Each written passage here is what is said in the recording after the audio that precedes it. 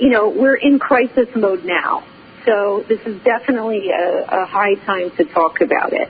And I believe if you are a leader in a leadership position like your friend, or if you want to be seen as a leader, maybe an upcoming leader, the biggest thing that you can do when faced in a crisis is how you respond immediately. So the thing not to do is start screaming like in a horror movie, right? The equivalent in the workplace is to panic and show visible panic. So I simulate this in some of the workshops I run because project managers are always faced with risks and issues. It's just the way projectland works. So we set up these things and help them understand, in practice, how to respond to risks and issues. And we put them through this exercise, and this one lady, she was a very seasoned person. She had been around the block. And her initial response was to wave her arms, physically wave her arms above her head, be very agitated, and her voice went up an octave, and she said, everything is falling apart. So the good news was this was in training, right? This is not how we want to react. So when faced with a crisis, the first thing to do is stay calm, appear to be in control of yourself and your own emotions, even if on the inside you might be freaking out a little bit, and then quickly assess the situation, make a plan in your mind. There's that word plan again. And then be decisive and do the next right thing. Because you can always make another decision later. Right.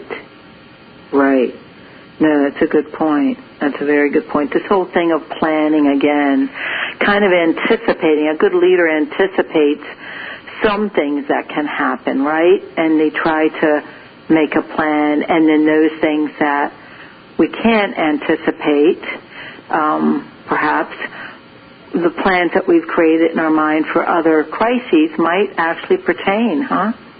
Absolutely.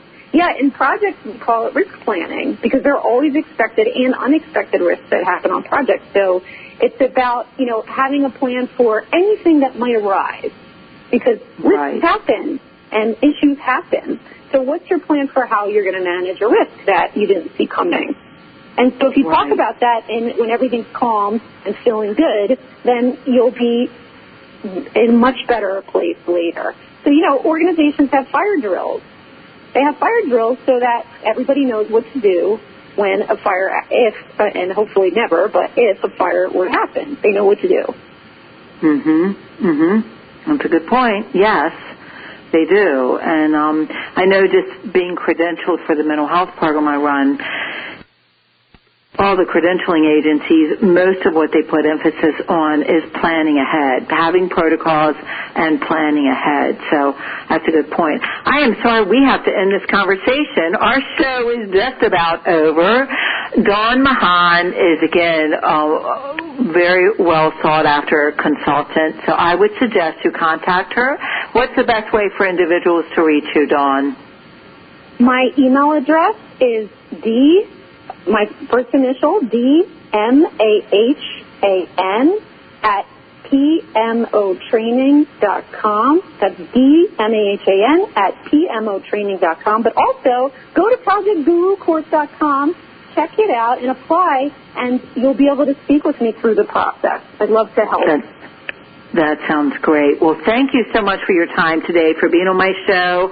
I really appreciate your insights and your direction, and you have a great day. You too. It was such a pleasure. Thank you for having me. Thank you, Dawn. Bye-bye. And to my listeners, I'll see you next month. Bye-bye.